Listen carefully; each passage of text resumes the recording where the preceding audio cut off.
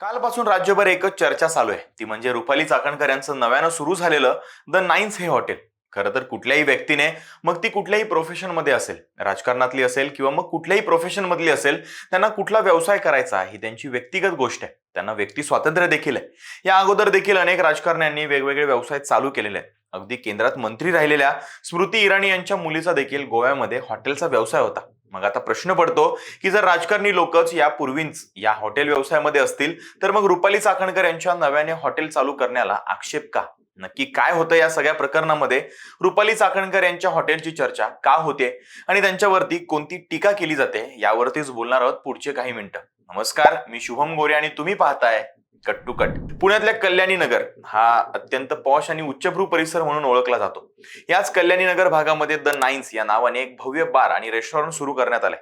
जवळपास 20,000 चौरस फुटांच्या आवाढव्य जागेत हे रेस्टॉरंट उभारण्यात आलंय आणि 2 दिवसापूर्वीच मोठ्या थाटामाटामध्ये त्याचा उद्घाटन सोहळा पार पडला.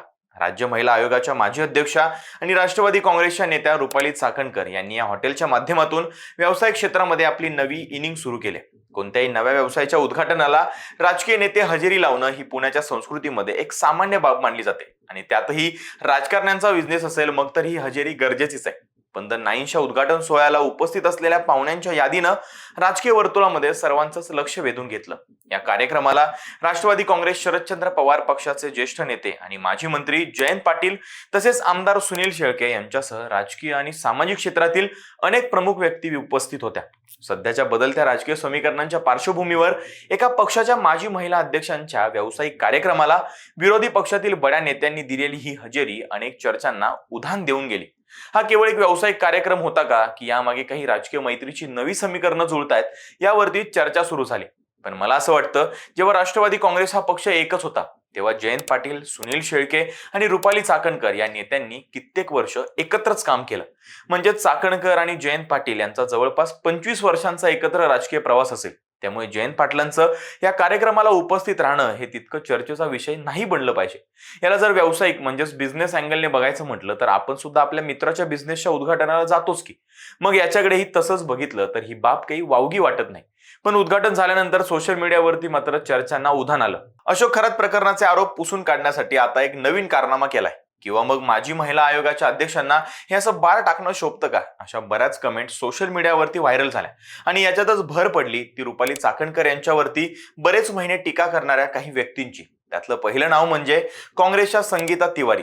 त्यांनी सोशल मीडियावरती पोस्ट लिहून या हॉटेलच्या मालकी आणि गुंतवणुकीवरती थेट सवाल उपस्थित केले. संगीता तिवारी यांनी असा दावा केला की कल्याणी नगर सारख्या महागड्या भागामध्ये 20,000 चौरस फूट जागेमध्ये उभारण्यात आलेल्या हॉटेलची आजची किंमत 35 कोटी रुपये किंवा त्याहूनही जास्त, म्हणजेच तब्बल 60-70 कोटींच्या घरात असेल. या दाव्याच्या आधारे त्यांनी थेट प्रश्न उपस्थित केला की सामान्य नागरिकांच्या मनात एकच प्रश्न आहे की एवढ्या मोठ्या प्रमाणावर माया आणि कोट्यवधी रुपयांचा निधी नेमका आला कुठून?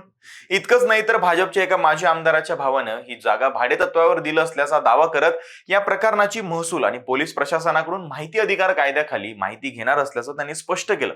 तिवारी काही एवढ्यावरतीच थांबल्या नाहीत. त्यांनी असेही आरोप केले की मुंबईतून हाकलून दिलेला महेश शेट्टी आणि अंडरवर्ल्डचा कोणीतरी मुजावर हे रुपाली चाकणकर यांच्यासोबत या बार बिझनेसमध्ये पार्टनर आहेत. या संपूर्ण प्रकरणामध्ये एक अत्यंत महत्वाचा आणि रंजक राजकीय ट्विस्ट येतो, तो म्हणजे रुपाली चाकणकर यांच्या हॉटेल व्यवसायावरून जो गदारोळ सुरू आहे त्याचा थेट संबंध त्यांच्या विरुद्ध सुरू असलेल्या जुन्या राजकीय संघर्षाशी जोडला जातोय.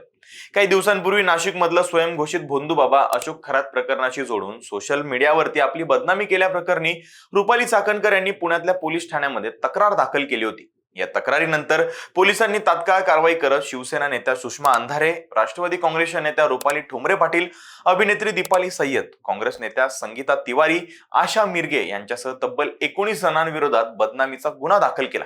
या आरोपांमुळे अनेकांच्या पायाखालची जमीन सरकली. रुपाली ठोंबरे यांनी जरी चाकणकरांच्या बारवरून काही टिप्पणी केली नसली तरी सुद्धा या झालेल्या आरोपांवरून त्यांनी मात्र रान उठवलंय. रुपाली ठोंबरे यांनी थेट प्रश्न केलाय की मागच्या 6 महिन्यांपासून तुम्ही कुठे होतात? तुम्हाला आत्ताच लज्जा उत्पन्न झाली का? मग मागचे 6 महिने लज्जा नव्हती का? अशी जळजळीत टीका करत त्यांनी चाकणकर यांच्यावरती निशाणा साधलाय. पुण्याच्या राजकारणामध्ये रुपाली चाकणकर आणि रुपाली ठोंबरे पाटील यांच्यातलं उघड वैर हे संपूर्ण महाराष्ट्राला माहिती आहे. यापूर्वी महिला आयोगाच्या अध्यक्षपदावरून आणि पक्षातील वर्चस्वावरून या दोन्ही नेत्यांमध्ये अनेकदा कलगीतुरा रंगला. त्यामुळे राजकीय वर्तुळामध्ये आता अशी चर्चा सुरू झाली आहे की चाकणकर यांनी पोलिसांमध्ये तक्रार देऊन 19 जणांवरती कायदेशीर कारवाईचा फास आवळल्यामुळं त्यांचे राजकीय विरोधक हे बॅकफुटवर आले होते.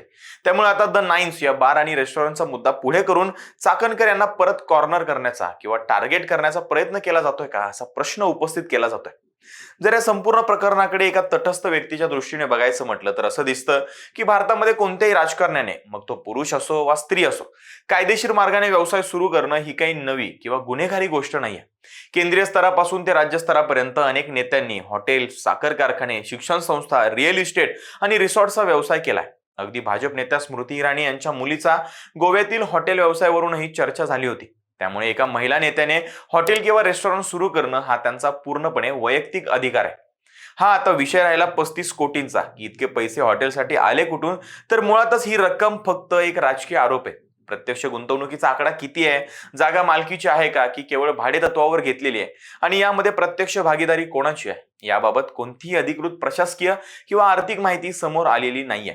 आणि कोणाला जर ती माहिती पाहिजे असेल तर त्या संबंधित व्यक्तीला माहिती अधिकार किंवा संबंधित शासकीय यंत्रणांकडे दाद मागता येणार आहे. तो मार्ग हा सगळ्यांसाठीच खुला असतो.